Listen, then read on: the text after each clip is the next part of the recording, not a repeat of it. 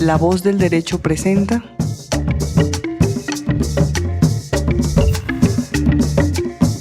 Protagonistas de la Paz.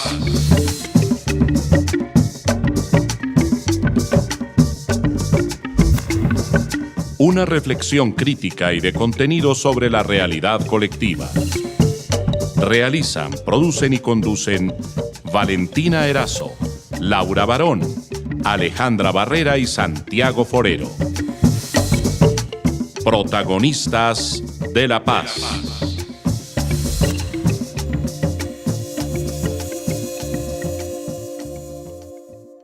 Le damos la bienvenida a toda nuestra audiencia a un nuevo programa de los Protagonistas de la Paz. Un programa comprometido con la visibilización de opiniones y vivencias en torno a la construcción de paz y la justicia transicional. Una apuesta de sensibilización a la opinión pública, a la academia, a los movimientos sociales y al Estado sobre la importancia de incluir en los debates jurídicos, sociales y políticos las diferentes voces y visiones, como parte de un ejercicio democrático e incluyente. Como acostumbramos, todos los martes a las 6 de la tarde, con repetición los miércoles a las 12 y a las 7 a.m. Como acostumbramos también en Protagonistas, nuestros invitados son líderes o figuras representativas de los movimientos sociales, plataformas de participación de la sociedad civil, activistas, artistas, políticos, abogados o personas vinculadas a la lucha por la reivindicación de los derechos humanos y también funcionarios públicos o representantes del gobierno. Hoy el tema que abordaremos es reconciliación entre la venganza y el perdón, para lo cual nos acompaña Camilo Matiz Pedraza. Alejita, cuéntanos un poquito, ¿quién es Camilo? Hola Santiago, pues Camilo es comunicador social y periodista que está actualmente terminando su maestría en estudios políticos de la Universidad Javeriana, con más de 16 años de experiencia de trabajo con población vulnerable, indígenas, afrodescendientes, en general víctimas del conflicto armado en nuestro país, y con una amplia experiencia en procesos de concertación e interlocución con comunidades campesinas y autoridades regionales para la construcción de planes de desarrollo. Camilo, bienvenido. Aleja, me alegra verte nuevamente. Igualmente. Muchas gracias por la invitación y a Santiago igual.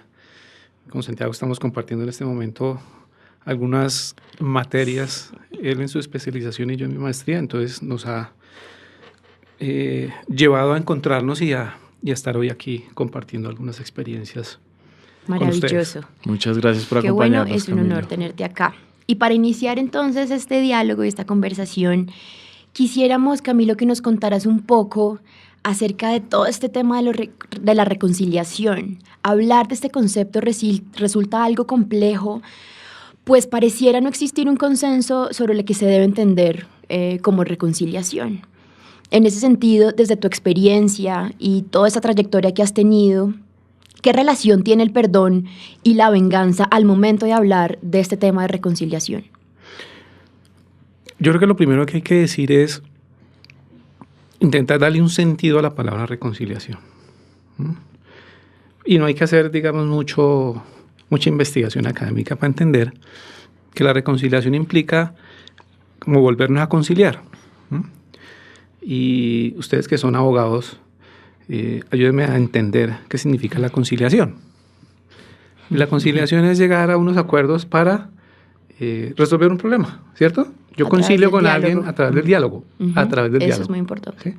Entonces yo concilio con alguien de manera dialogada, es posible que haya un tercero mediando para resolver un problema. Llegar a un consenso. Llegar a un consenso, ¿cierto? Entonces la reconciliación en un escenario de conflicto armado, pues implica que las diferencias que podamos tener como sociedad las debemos de conciliar para llegar al final del camino, ¿sí? Pero en un escenario, por supuesto, de respeto a los derechos humanos. Digamos, ese es de manera general. En el contexto, ojo, en el contexto en el que estamos hablando de conflicto armado. ¿Sí? Entonces yo me reconcilio en desarrollo de un periodo transicional de diferentes maneras. Entonces lo primero que hay que entender es que tenemos que conciliar. Y de manera general, en nuestro país, pues tenemos que conciliar una cosa, ¿sí? Y es que vamos a resolver nuestras diferencias o ideologías políticas para resolver unos temas sociales a través de un consenso, y es la no violencia. Es decir, no nos vamos a dar opción de violar los derechos humanos para conseguir fines políticos o conseguir cambios estructurales en las relaciones sociales de un país. Eso es lo que tenemos que reconciliar. Pero cuando nos vamos al territorio, la reconciliación es diferente. Vamos a colocar ejemplos si a ustedes les parece. Claro que sí. Recordemos brevemente qué pasó en Bojayá.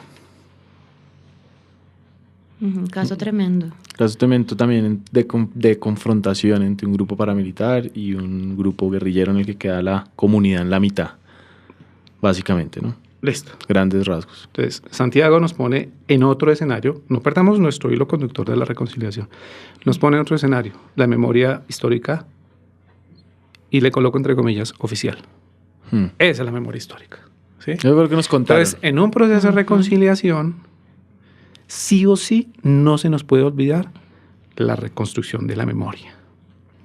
Y aquí vuelvo al ejemplo de Bojayá. Si yo pretendo adelantar un proceso de reconciliación en Bojayá, a partir de la memoria, tengo que reconstruir el antes, el durante, el 2 de mayo, o el 1 y 2 de mayo de 2002, y el después. Me vengo a la época más reciente, después de 12 años de la masacre. Ahorita volvemos al detalle de la masacre. Si me adelanto. Entonces, en desarrollo de un proceso de negociación en La Habana, para fortalecer el proceso, para darle más impulso, se toma la decisión de que las FARC van y le piden perdón a la comunidad de Bojayá. En una decisión unilateral, vamos a suponer que fue honesta, que fue transparente, que fue porque nació.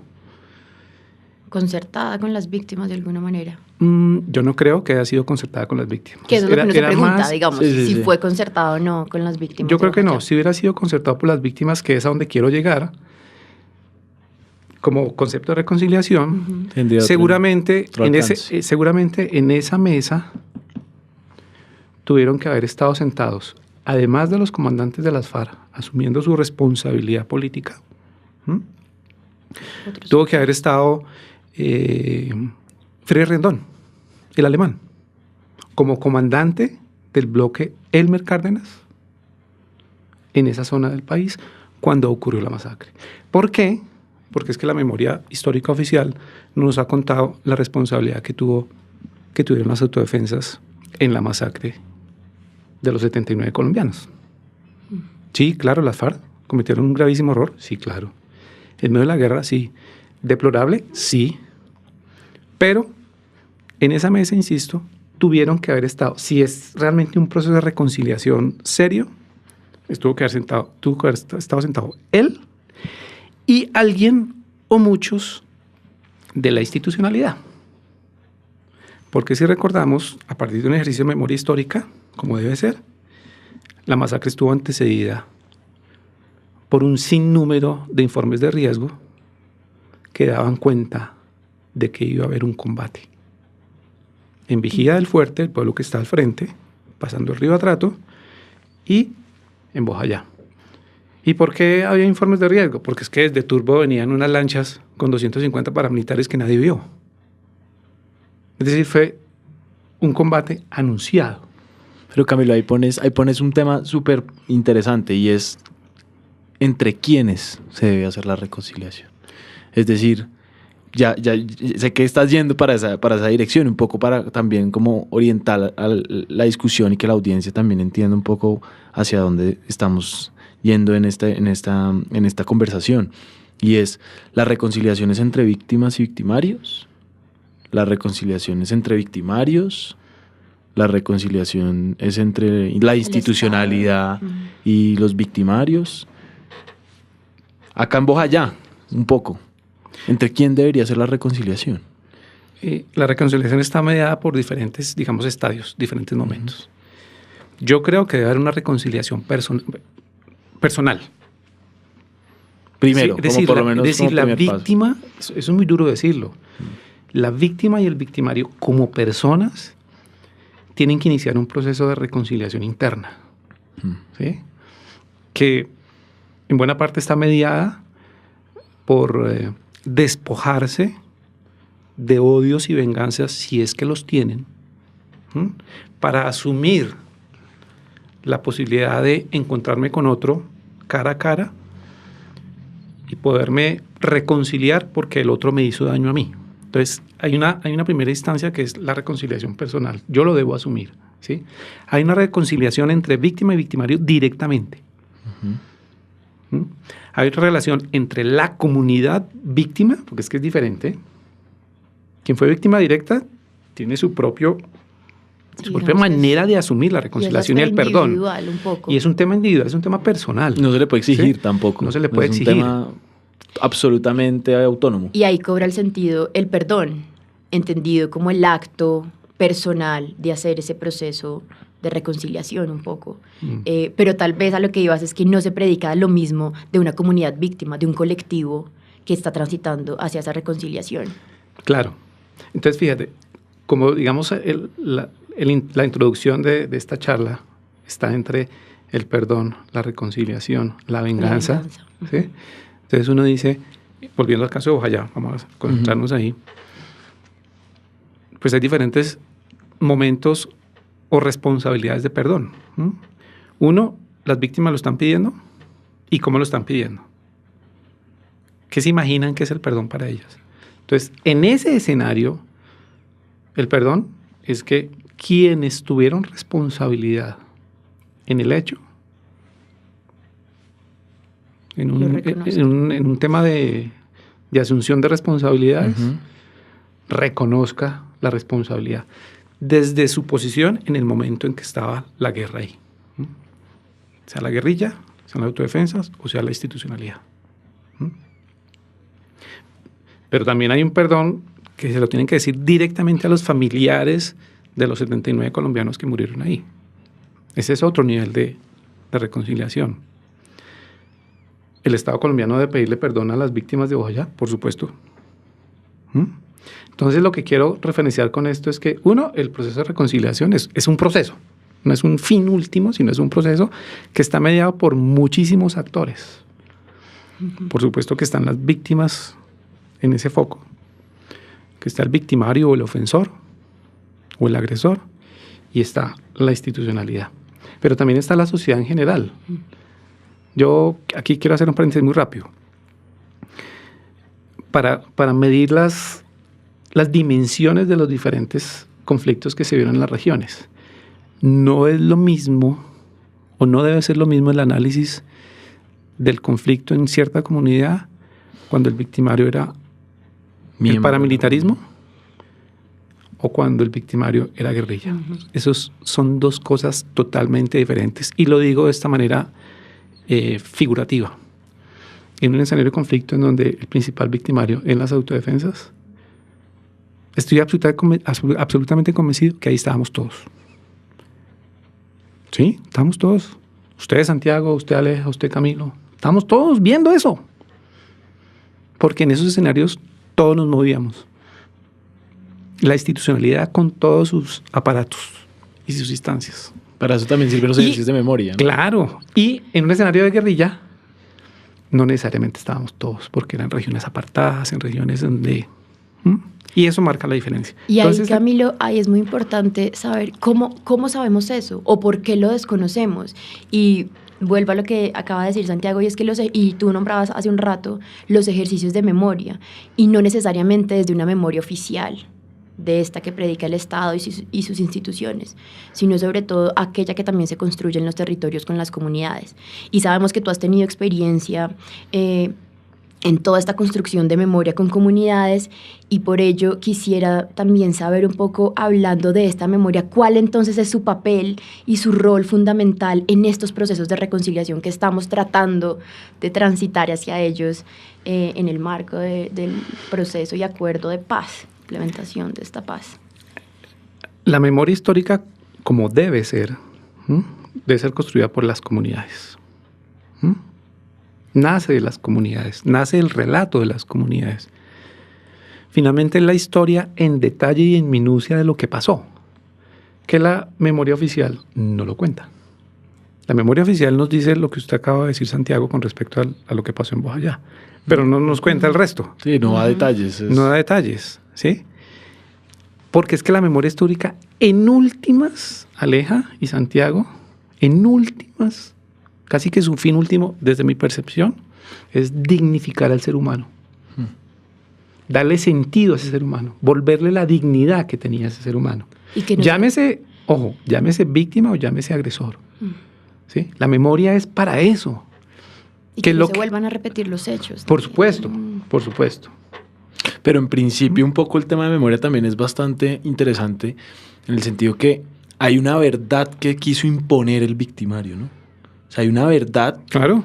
o sea, un vaso que quiso llenar de contenido el victimario con una versión que de se los impone hechos, frente a que se otra. impone por medio de la fuerza y la violencia frente a las otras versiones que Otro puedan relato. existir. Y además es una verdad justificada. Es decir, Ajá. esa verdad, o sea, lo que hicieron tenía sentido. Y se nos quedó en el imaginario colectivo que eso era así. ¿Sí? Pero cuando uno empieza a construir la memoria o a reconstruirla desde las víctimas, se da cuenta de otra, digamos, de esa realidad. ¿Sí? De otra versión. De otra versión de la realidad. De los hechos, de lo que pasó en últimas. Pero quisiera insistir desde mi perspectiva, que el ejercicio de memoria en últimas está dirigido y orientado a dignificar al ser humano. ¿Sí? Sea quien sea. Si no lo entendemos de esa manera, pues nos vamos a equivocar, porque siempre estamos pensando en que construir o hacer ejercicios de memoria está dirigido a señalar a alguien, y resulta que no.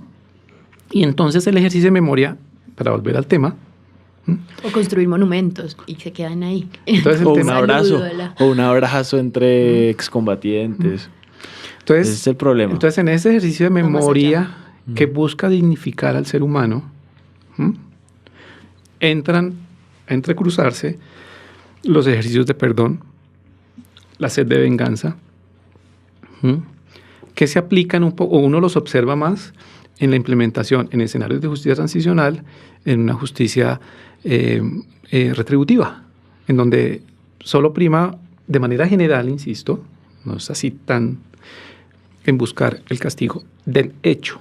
¿Sí? Entonces uno ve sentencias en donde sí, se señala, se condena a alguien, ¿sí?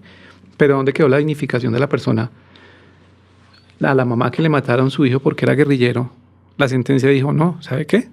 En medio de la investigación determinamos que su hijo no es guerrillero o su hijo no fue paramilitar. Entonces la justicia desde esa perspectiva no está dignificando al ser humano y entonces empiezan a predominar los escenarios de venganza. Yo quiero cárcel. Yo quiero la condena de 5 años no me sirve, yo quiero 20, yo quiero 50, ¿sí? Pero estos dos elementos, el perdón y la venganza, hacen parte de un tema supremamente personal, ¿sí? Uno puede tener ejercicios de reconciliación sin perdón, sí, claro. Es que la víctima no está obligada a perdonar. Por supuesto. Precisamente, Camilo, ahí hay un tema y es lo que se ha entendido también por reconciliación. Por un lado, hay autores que afirman que la reconciliación puede ser la mera coexistencia, ¿cierto? La mera tolerancia por resignación, como lo llaman a algunos autores. Otros ya dicen, no, el reconocimiento del otro, pero adicionalmente el perdón es necesario para que haya reconciliación, que haya perdón. Y por ejemplo, Rodrigo Primi habla de la reconciliación democrática. Quisiera que abordáramos un poquito eso, cómo desde un escenario de justicia transicional, teniendo en cuenta que se habla de verdad, justicia y reparación como componentes principales para que haya una reconciliación. ¿Cómo en ese ejercicio de justicia transicional crees que se define una comunidad al interior para reconciliarse en relación con otras comunidades, en relación con la institucionalidad y en relación, digamos, con los victimarios? ¿Cómo podemos comparar, digamos, esas concepciones de reconciliación? Yo creo que hay diferentes niveles de reconciliación. Y el país tiene que entender eso. Una reconciliación nacional implica implementar unas reglas de juego, insisto, en donde no es posible la utilización de la violencia para lidiar con el día a día de nuestras diferencias. Y ese es un tema nacional. Es decir, nadie va a coger las armas, nadie va a violar los derechos humanos en pro de saldar unas diferencias de orden político y de orden social. Pero, a partir de lo que plantea Santiago, hay otros niveles de reconciliación que, insisto, se dan en el territorio. Se dan en todos los procesos de reconciliación, así el hecho haya sido el mismo, vamos a colocarle el nombre masacre, no es el mismo proceso de reconciliación en una comunidad donde hubo una masacre y una masacre. No es lo mismo, ¿sí? Porque está mediado, ¿por qué? Por elementos culturales, por elementos geográficos, por la misma formación de la comunidad y lo que los une. Entonces la reconciliación, primero, no se puede generalizar que hay una misma manera de reconciliarlos. No. Yo insisto en que hay diferentes escenarios de reconciliación. El personal, que la persona tenga la opción. Hay quienes dicen, por ejemplo, que el abrazo que se da una víctima con un victimario, ¿ese es un proceso de reconciliación? Sí, tiene sentido. Y es posible que esa persona, esa madre o ese padre o ese hijo que quedó huérfano, sienta que su proceso personal y de reconciliación se da porque se miró a los ojos y se abrazó con el victimario. Pero hay otras comunidades que no lo ven de esa manera. Y no hemos hablado de la reconciliación entre victimarios. Que es otro tema. ¿Sí? Que lo vemos en los medios de comunicación, el diálogo entre X o Y, entre el comandante X y el comandante Y. Listo. Ellos asumieron, ese es su problema. Mira a ver cómo se reconcilian y mira cómo asumen una actitud frente a la resolución de conflictos de otra manera. Pero el quid del asunto es que no podemos generalizar en términos de reconciliación. Cada proceso es diferente. Todos los días se aprende. Es un tema personal. Cada comunidad asume su proceso como lo considere. No podemos imponer desde la institucionalidad unas reglas de juego para reconciliarnos. No, porque es que tenemos que saber qué es lo que tenemos que reconciliar. Yo diría que unas comunidades en donde el territorio es muy importante, hablemos de comunidades indígenas y comunidades afros, en donde se reconoce un territorio, en donde se reconoce una autoridad, en donde se reconoce además la aplicación de unos mecanismos diferentes de justicia, pues la reconciliación en esos escenarios es diferente. La empresa privada se tiene que reconciliar con esas comunidades que tienen propiedad colectiva, por ejemplo. Y es que ahí lo que dices es muy importante porque yo siento que todavía no se han terminado de reconocer los actores en este conflicto armado. Y entonces si no se reconocen y si no se muestran ante la sociedad, ¿cómo va a haber reconciliación si están en otros escenarios en donde no sabemos cómo intervinieron, qué fue lo que hicieron, cómo se aprovecharon o no del conflicto, quiénes son? Entonces, ¿la memoria?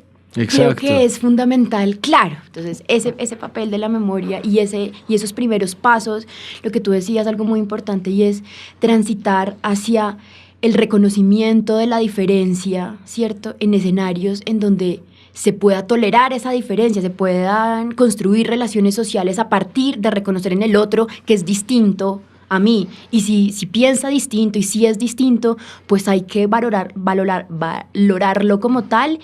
Y no lo que ha pasado en todos los años de historia de nuestro país, y es que al que piensa diferente en un aula de clase, desde la familia, en esos espacios de sociabilidad más íntimos, tal vez más cercanos, más básicos, hasta los de carácter nacional, se elimina al otro por pensar diferente. Y eso creo que es un cambio fundamental.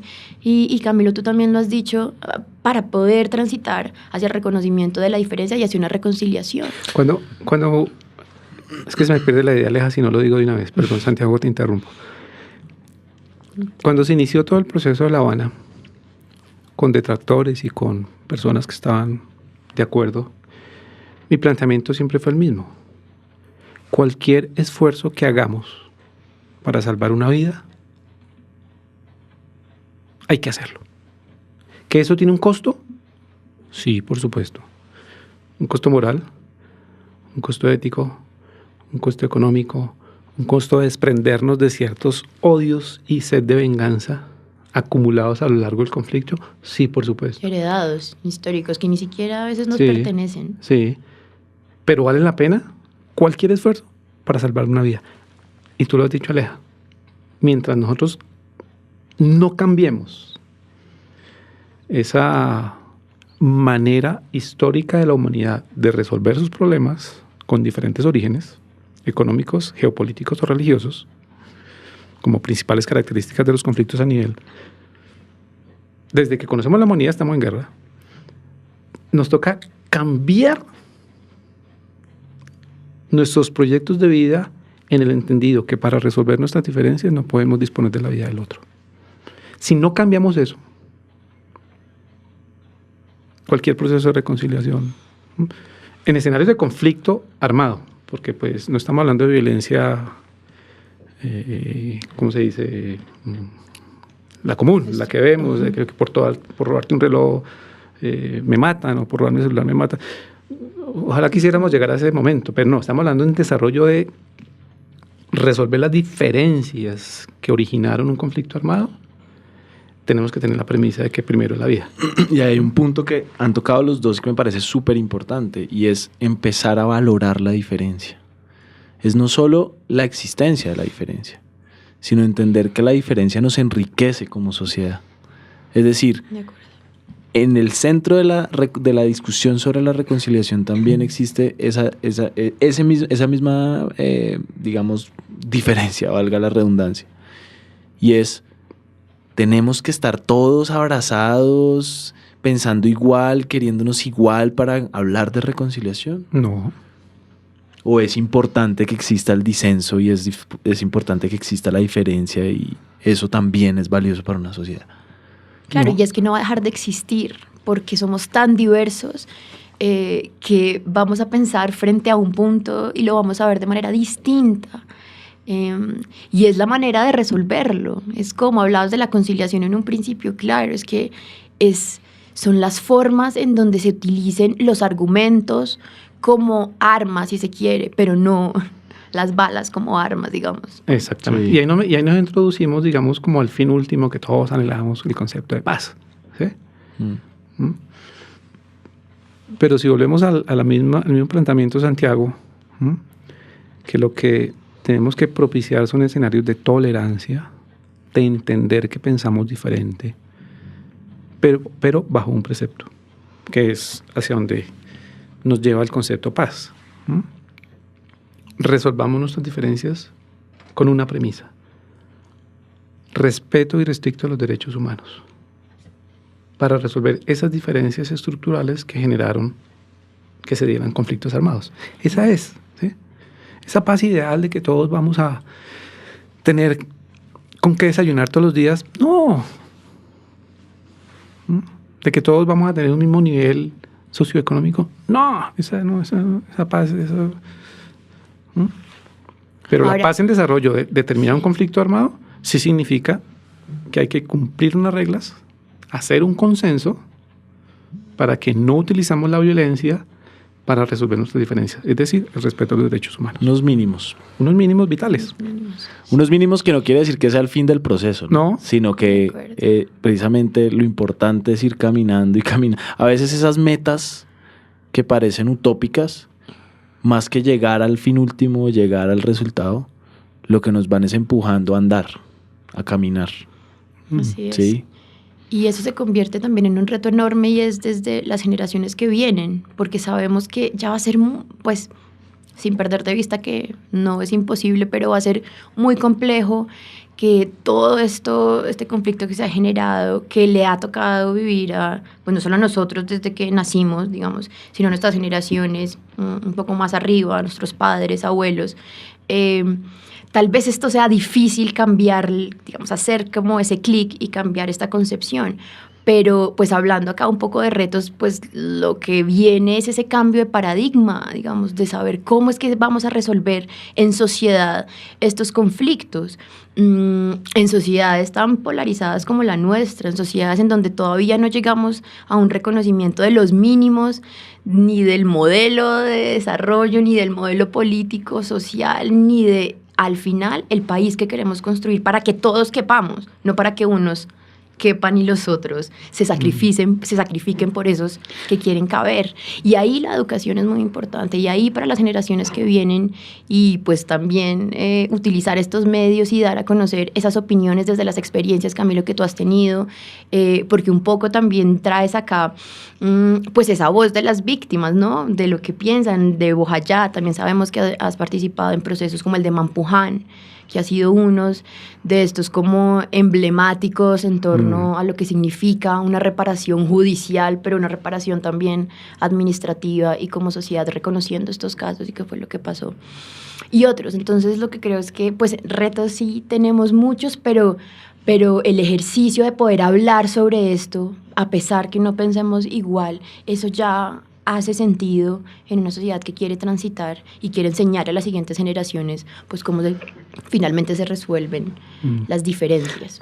Y entender además que digamos que los tres conceptos que introducen esta charla, el perdón, la venganza y la reconciliación, indiscutiblemente se enmarcan en un periodo de transición. En un periodo de transición en el que uno dice, Colombia está en un periodo de transición estrictamente teórico, como está planteada la teoría universal, ¿sí?, de aplicación de justicia transicional, que ese sea un Estado democrático, cuando siempre hemos, entre comillas, sido un Estado democrático. Entonces ahí entramos, para precisión de la audiencia, los conceptos de perdón, justicia, reconciliación, venganza, hay que verlos en un contexto particular de un país, que es el nuestro. Que ahí Entonces, tiene una problematización súper fuerte, ¿no? Y es la transición, ¿no? O sea, el concepto de transición, o sea, transitar de una, o sea, entendemos la justicia transicional como el tránsito de una violación masiva de derechos a un estado de respeto de los derechos, digamos, de respeto por los derechos humanos, de respeto por el Estado social de derecho, de respeto por los derechos fundamentales, por lo menos, ¿sí?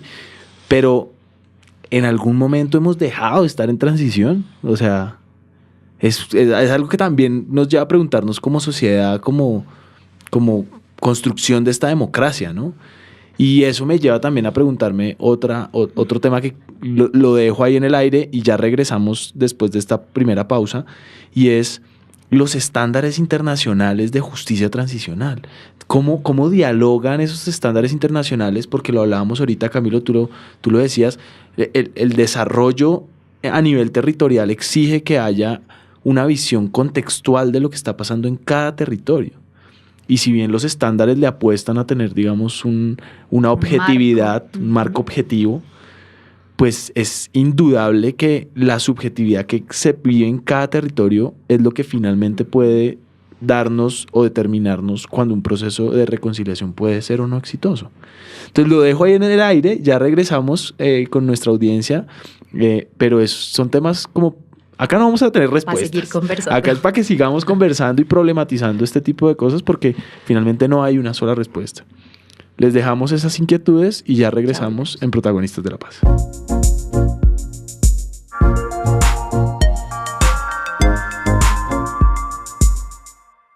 Volvemos hoy a este subprograma de Protagonistas de la Paz con un invitado muy especial. Y continuamos con Camilo Matiz hablando de un tema muy interesante, y es todo lo que tiene que ver con la reconciliación y con estos conceptos entre venganza y perdón, pero también de aquellos retos que nos imponemos como país para poder transitar hacia esa reconciliación que tenemos en los niveles en que los necesitamos para llegar o caminar hacia la construcción de paz. Y en esto veníamos hablando de un tema muy interesante. Y acá citábamos cómo habían estándares internacionales de lo que se puede entender como justicia transicional en relación con el caso colombiano. Y es que tal vez ese marco de acción internacional nos impone unos parámetros, un marco de acción objetivo, de conceptos, de tal vez el tipo de justicia que se puede implementar, Pero en el caso colombiano debemos tener en cuenta cuáles son nuestras diferencias y lo que tal vez hace que no se pueda tal vez copiar y pegar esos modelos de esas experiencias comparadas, pero sí nutrirlas o tenerlas en cuenta como lecciones aprendidas para construir nuestro propio modelo. Y ahí vamos. Uno de los mecanismos, digamos, para el proceso colombiano es mirar qué justicia, qué tipo de justicia vamos a apostarle para reparar a las víctimas y para conseguir como esta triada, ¿no? De verdad, justicia y reparación. Y ahí te quisiéramos preguntar, Camilo, ¿tú cómo ves? ¿Cómo juegan todos esos conceptos para llegar a una verdadera justicia, por lo menos que le haga sentido a las víctimas para transitar hacia la reconciliación? Bien, yo creo que a mí me gusta hacer paréntesis. Entonces voy a hacer un pequeño paréntesis antes de entrar o de adentrarnos a esos estándares internacionales. Y es que la aplicación de cualquier modelo, sistema o proceso, ¿sí? En este caso, en transición, no hay un estándar. No hay un estándar. Hay escenarios judiciales o de comisiones de la verdad que nos orientan a qué debemos hacer. Pero no hay un estándar internacional de justicia transicional. Los modelos aplicados en los diferentes momentos de la historia de la humanidad han sido totalmente diferentes.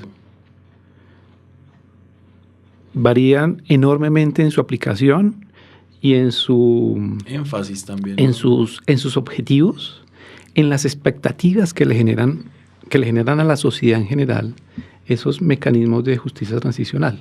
Entonces, uno puede encontrar tribunales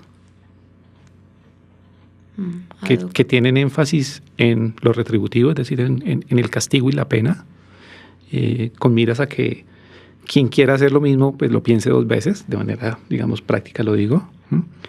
Pero también las comisiones de la verdad, que tienen otro sentido, ¿sí?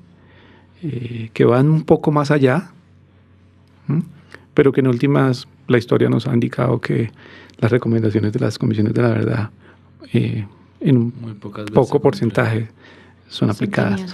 Entonces, el paréntesis que quiero hacer es que el análisis jurídico estricto de cuáles son los modelos y cuáles son los estándares, pues ese, lo digo de manera respetuosa, dejárselos a los expertos, ¿sí? Sino más bien mirarnos desde el territorio, observando esos diferentes modelos, qué nos sirve para aplicar en el contexto colombiano por el cual atravesamos, que no hemos terminado, y me refiero a la transición soportada en una ley, la 975, la ley de justicia y paz, que en últimas posibilitaba el desarme y la desmovilización de un actor importante que generó pues directo con el conflicto y en el que estamos hoy en día, ¿sí? ¿Qué modelo vamos a aplicar para desarrollar lo acordado en La Habana? Entonces los estándares internacionales, pues para mí están soportados sobre unos acuerdos internacionales de los cuales Colombia hace parte. Es más como esos estándares, y viéndolos a la luz de esas experiencias de otros países que han transitado de la dictadura o de la guerra hacia gobiernos democráticos, nos pueden servir para tomar esos elementos y mirar si se pueden aplicar o no de manera diferenciada, además, porque coincido contigo, Camilo, que no es calcarlo. Estamos en contextos absolutamente diversos, con una población distinta y una historia distinta también. Entonces, ¿cómo se pueden aplicar esas experiencias comparadas de mecanismos a partir de los estándares internacionales a países como el nuestro? Que creo que ese ha sido como el reto que digamos, hemos tenido como país, y las diferentes instituciones y los roles desde el trabajo que hemos venido desarrollando tiene. Y eso también implica abrir la participación de estas comunidades en poder decidir y desde los territorios cómo quieren esa paz y esa reconciliación. Ahí, digamos, nos adentramos a el primer referente que uno tiene, o muchos referentes que tiene justicia transicional, sobre los cuales uno puede aprender, está relacionado con Sierra Leona. Para colocar un ejemplo. En Sierra Leona, terminada la guerra civil, auspiciada por un gobierno vecino, Liberia, y su presidente, Charles Taylor, asume 2 escenarios en ese periodo de transición. La Comisión de la Verdad, con muchos poderes, entre ellos... Muchas expectativas. Y además muchas expectativas, entre ellos decretar amnistías. Y decretó amnistías. Y ante esa realidad, el ordenamiento mundial, liderado por Naciones Unidas, no comparte ni acepta la amnistía para ciertos delitos y crea el Tribunal Especial para Sierra Leona. Entonces uno dice, bien, ¿cierto? Pero desde mi perspectiva fue una justicia incompleta, porque fue la implementación de un modelo de justicia a la distancia. ¿Sí? Creo que estaba en La Haya. Sí. ¿Sí? Juzgando a unos, entre ellos al presidente de Liberia, pero que no hubo una relación directa y permanente entre las víctimas, es decir, entre Sierra Leona y el Tribunal Especial para ese país. No hubo una comunicación entre la Comisión de la Verdad, no se compartieron información, experiencias, sino que fueron 2 procesos totalmente diferentes. Uno que puede aprender de esa experiencia, de analizar ese proceso. Y nos ocurrió además. Por los orígenes y por el análisis que haya sido, no lo vamos a discutir aquí, pero ocurrió.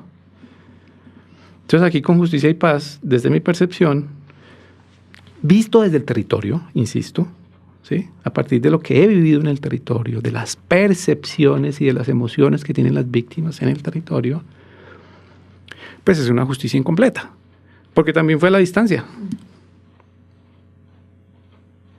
Cuando los mayores perpetradores están en Estados Unidos, con todas las dificultades de implementar procesos judiciales en esas condiciones, pues es una justicia incompleta. Y para mí, termino haciendo el análisis de qué podemos sacar de Sierra Leona, qué nos puede ayudar para... ¿sí? Yo sí creo que el país no hubiera aguantado la verdad si estos señores hubieran estado en Colombia. Hubiera sido otra cosa. Pero bueno, uno no sabe si es bueno o es malo. Pero entonces es una justicia incompleta porque en el caso de Sierra Leona, la justicia, en el caso del tribunal, se hizo a distancia. Y las comunidades se sintieron, sí, de alguna manera, que se hizo justicia. De pronto la sed de venganza frente a ese expresidente que influyó mucho en la guerra de Sierra Leona. La gente se sintió satisfecha, ¿sí? Pero quedaron muchas injusticias, llamo yo, en desarrollo de eso. Y la Comisión de la Verdad planteó muchas cosas que finalmente, pues Santiago también conoce, que no se implementara, que esas recomendaciones, es decir, la expectativa frente a un proceso, o sea, todo el mundo hoy, yo supongo, bueno, no todo el mundo, no, la gran mayoría de gente quisiera hoy que ese origen del conflicto armado colombiano relacionado con la reforma rural integral la pudiéramos llevar a cabo para saldar una deuda histórica que tuvo como origen un conflicto de largos años. ¿Esas son las expectativas que tenemos? Hay un tema ahí que me parece que pones sobre la mesa que es súper interesante y es, bueno, por un lado, la vinculatoriedad de las decisiones que toman las comisiones de verdad y reconciliación. ¿Son vinculantes o no? Exacto. ¿Qué tanta aplicabilidad, qué tanta voluntad política para implementarlas puede existir? Y eso nos lleva a preguntarnos cuál es el énfasis que se pone en uno u otro proceso de justicia transicional. Entonces, si lo miramos a la luz de Justicia y Paz, con los jefes exparamilitares pagando penas en la jurisdicción norteamericana. Pero no están pagando penas por Justicia y Paz, están pagando penas por narcotráfico, pero finalmente vinculados a lo que fue, digamos, su acción dentro del conflicto armado en Colombia, uno diría, están pagando penas, se le dio, digamos, una prioridad a una justicia retributiva.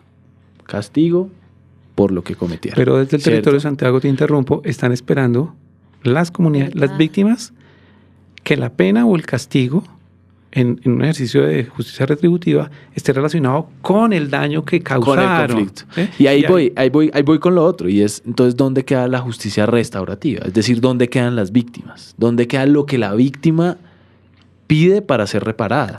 Para adelantar procesos de reconciliación. Entonces, me parece que hay dos temas, y con relación a los estándares de justicia internacional y, digamos, a lo que veníamos hablando un poco, es ¿cómo dialoga esa justicia retributiva con esa justicia restaurativa? Un punto. Y otro que ya empezabas a tocar y que va con la siguiente pregunta que tenía sobre la mesa, y es la reforma rural integral. ¿Cómo dialoga un proceso de desarrollo, un modelo de desarrollo, con la construcción de paz y con un proceso de reconciliación? Digamos, son dos preguntas que son bastante grandes. Las pongo sobre la mesa porque, uno, para empezar a cerrar un poco el tema también de justicia restaurativa y empezar a ahondar, digamos, eso. Y dos, pues durante las negociaciones con las FARC se insistió en que el modelo de desarrollo no hacía parte de los puntos de negociación. Pero cada vez es más evidente que los conflictos en territorio están relacionados con el interés de las comunidades de tomar decisiones sobre cómo se gobiernan sus territorios. Es decir, desde esa experiencia también que tú has tenido, cómo poder abordar la reconciliación sin hablar del modelo de desarrollo. O sea, esa es otra inquietud que es una gran pregunta. Entonces, ahí te dejo estas dos preguntas como para que sigamos en la conversación. Yo iniciaría, Aleja y Santiago, preguntándonos, ¿realmente el modelo de justicia retributiva, que yo lo asocio con justicia y paz, y el actual, la JEP, en realidad tienen en el centro de atención a las víctimas? Yo creo que es un discurso que nos quisieron meter, y en últimas, cuando uno observa, las víctimas no han sido el centro, digamos, de esta transición. Tú lo puedes tener en el papel y decirlo porque el papel aguanta todo, pero la implementación que se da a través de un sinnúmero de escenarios, uno no ve que el centro sean las víctimas. Entonces ahí me adentro al tema de la justicia retributiva, donde nos dicen, sí, el centro de la atención son las víctimas, pero ¿dónde está el tema de memoria? ¿Dónde está el tema de verdad? ¿Dónde está el tema de reparación? ¿Dónde está el tema de no repetición de los hechos? Eso no se da porque está en el papel. Eso se da en los territorios. Y en los territorios, las víctimas no perciben, no sienten que realmente sean el centro de atención. Como si lo es en una aplicación de justicia retributiva, en donde el castigo y la pena es posible que sean importantes, ¿sí? Pero no es el eje estructural. Si no se concentra más en la reconciliación, en la no venganza, en el perdón, en el construir unas reglas diferentes para resolver nuestros problemas, pero en frente restaurar a frente, la relación rota. pero frente a frente. Claro, restaurar ¿sí? esa relación que se rompió. Y frente a frente no solamente víctima y victimario, Aleja, sino la sociedad en general construyendo la manera como vamos a resolver nuestras diferencias. ¿Sí? Ese es el gran quid, es adentrarnos a eso. Y la restaurativa tiene un elemento adicional, que es donde yo encuentro el cuello de botella de las transiciones que hemos vivido en los últimos años en nuestro país, y es la asunción de responsabilidad. La responsabilidad y la responsabilización, ¿no? Que eso... ¿Sí? Ahí encontramos... ¿Y por qué? Se asume la asunción cuando hay una orden judicial. Y toca ir a pedir perdón. Toca ir a pedir perdón. Y ya, yo cometí y chao. Pero perdón. no porque haga un ejercicio real y evidente de restauración, en donde yo reconozco, por omisión o por acción, unos hechos, de manera colectiva. en donde participamos todos. Por eso yo ponía el ejemplo de Bojayá no es gratuito. Cuando observamos la mesa en donde ALAPE pide perdón a las víctimas, sí está el comisionado de paz, sí está la directora de la unidad, sí está la iglesia, pero en esa mesa, en un ejercicio real de restauración, tuvieron que haber estado los actores que yo ya indicaba. Y no solo asumir la responsabilidad, sino reparar a el las daño, víctimas. ¿no? ¿Sí? Asumir lo que es, cómo reparo un daño. O sea, un daño que casi que es irreparable. Pero cómo ese diálogo y esa reconstrucción de la relación no solo se centra en que sí, cometí un error o cometí unas acciones que negaron tu dignidad, sino cómo recupero tu dignidad, cómo ayudo como ofensor o como victimario a recuperar esa dignidad perdida y me comprometo a hacerlo. En ese punto estaba pensando, justo en este instante, que hablábamos que el perdón no es como una condición para llegar a la reconciliación.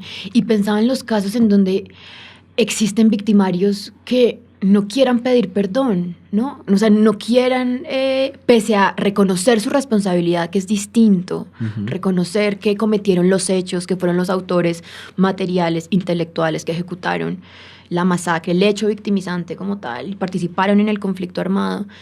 Puede ser que no sientan las sinceras, digamos, sí, el sentimiento sincero de pedir perdón. Y ahí también entonces a ellos que se les exige en todo caso ese acto, porque no cobraría tampoco mucho sentido a las víctimas si no se entiende que ese acto lo que va a generar después son unos mecanismos que para ellos son reparadores, para las comunidades, para las víctimas del conflicto, y no solo decir, lo lamento, esto no va a volver a pasar, porque ya pasó. Entonces, también ahí me pone a pensar... Y ese es un poco el compromiso, ¿no? Que ponen, digamos, la justicia transicional. Un poco el compromiso para poder llegar a las penas alternativas es asumir la responsabilidad y asumir la necesidad de reparar a las víctimas. Y de reparar a las víctimas de manera profunda. Obviamente es fuerte, ¿no? O sea, es súper fuerte porque si hablamos de que el perdón finalmente es algo personal, ¿sí? Digamos, el victimario pide perdón, pero la víctima no está obligada a darlo, ¿cierto? Pero entonces estamos obligando al victimario a que pida perdón. Entonces ahí volvemos al tema de memoria. La memoria histórica vuelve y juega un papel importante para generar esos procesos de dignificación y oiga, hermanos, su versión del conflicto, de cómo debía resolverse el conflicto, pues mire todo lo que ocasionó. Y eso también me lleva a pensar que este tema de la memoria, de cómo se construye la memoria, pues no necesariamente tiene que ser un mecanismo que el Estado asuma, digamos, y empiece a hacer pedagogía y a tratar de difundir esto, sino el papel de nosotros como sociedad para construir esa memoria. Es decir, a lo que me refiero es, no es solamente el Estado el que tiene esa responsabilidad, o más bien lo pongo como pregunta, ¿quiénes tienen como ese rol y esa responsabilidad más que todo de construir la memoria y de apropiarla? Porque ya habíamos conversado de la importancia de hacerlo desde abajo, desde los territorios, con las versiones, relatos y formas en que las víctimas y las comunidades vivieron esta realidad. Pero esto siento que no es solamente una responsabilidad del Estado en difundirla, en apropiarla y en hacer que se pueda transmitir para que no se vuelvan a repetir los hechos, sino como sociedad también tenemos un papel muy importante desde la academia, desde los centros de conocimiento en aportar a esa memoria, ¿no? Un poco. Yo creo que, digamos que, como son periodos de transición, alguien tiene que asumir el rol. O sea, el tiempo no nos va a dar para que todos asumamos, digamos, esas responsabilidades de construcción de memoria. Y en ese caso, las comisiones de la verdad, digamos, cumplen un papel y tienen una responsabilidad enorme en la construcción de la memoria. ¿Pero serán ellos los únicos llamados? No, porque la construcción de la memoria es una construcción colectiva, pero sí de orientadores, de llevadores de la reconstrucción de esa memoria, con unas limitaciones estructurales enormes, ¿sí? Y es la capacidad operativa que pueda tener una comisión como la nuestra a nivel nacional, en donde hay 50.000 casos por reconstruir o por conocer, ¿sí? Que ese es un reto.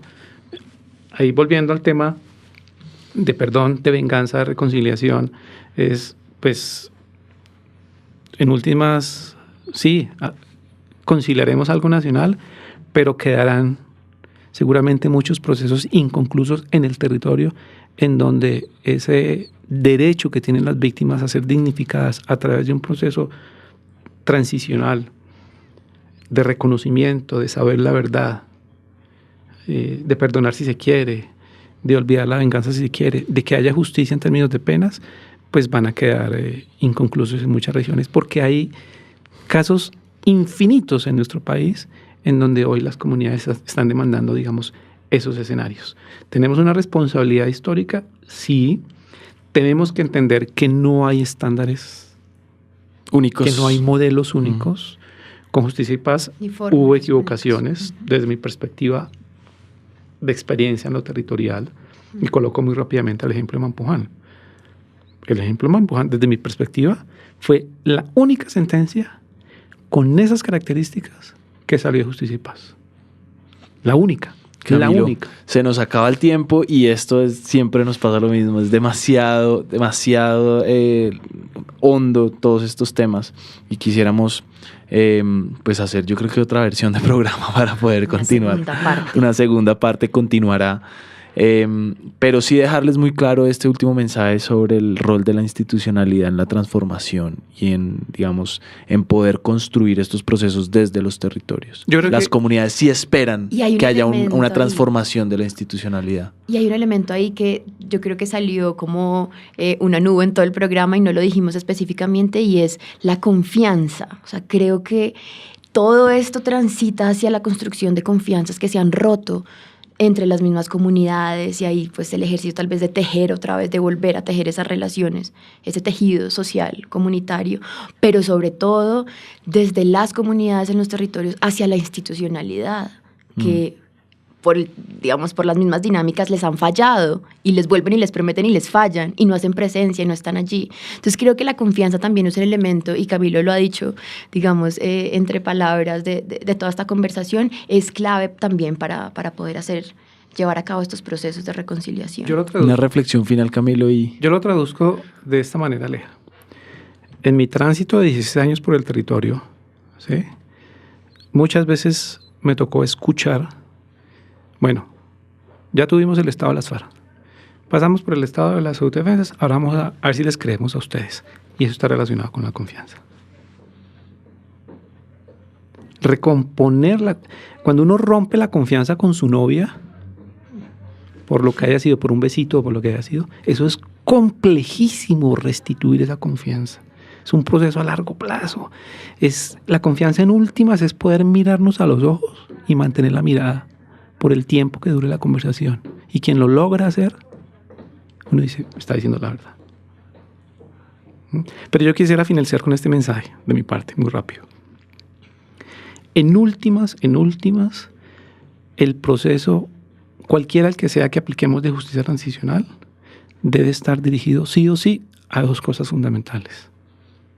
A que las reglas de juego sea la aplicación de los estándares internacionales con respecto al respeto de los derechos humanos, llámese derecho internacional de los derechos humanos, llámese derechos humanos, llámese derecho a las víctimas, llámese el derecho a la guerra, llámese como lo queramos llamar. Es decir, que no vamos a asumir la violencia como medio para resolver nuestros problemas. Ese es uno.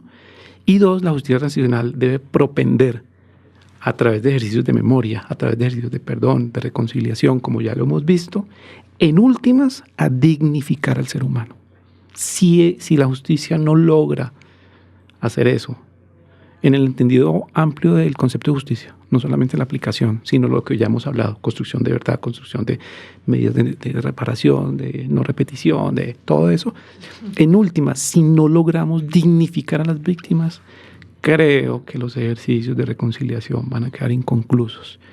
Y yo terminaría diciendo, como lo dice Uprimi, con Paz Imperfecta, no sé si es él o es otro, que yo diría que estaríamos también a puertas de reconciliación imperfecta, de perdón imperfecto, de confianza imperfecta, que deja abierta la puerta, como lo hemos visto en los casos internacionales, para que la violencia vuelva. Si no dignificamos al ser humano, cual sea él, víctima o victimario. Hay que dignificarlo a partir de ejercicios de memoria, en fin, de lo que hemos hablado. Muy importantes esas reflexiones. A Camilo, agradecerte por tenerte hoy en el programa. Muy posiblemente vamos a abrir una segunda parte porque creo que nos faltó mucho tema por conversar, pero te agradecemos por esas reflexiones tan importantes que nos has dado. Y antes de despedir a toda la audiencia, les recordamos que para nosotros es muy importante recibir sus comentarios, propuestas de temas de programa, preguntas, sugerencias. Y para ello recordarles que estamos en nuestras redes sociales, en Facebook como Emisora La Voz del Derecho y en nuestra página www.lavozdelderecho.com, así como en Twitter, @La Voz del Derecho. Los dejamos entonces con una última canción. No podemos cerrar sin nuestra acostumbrada canción. ¿Cuál sería esta canción que nos invitas a escuchar, Camilo? Pues nada, Aleja y Santiago, entonces los invito a escuchar Flor Pálida de Marc Anthony. Muchas gracias, Camilo. Esperamos tenerte en una próxima oportunidad. Un saludo a toda nuestra audiencia.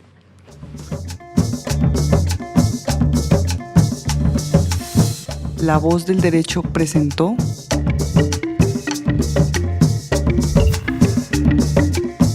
Protagonistas de la Paz.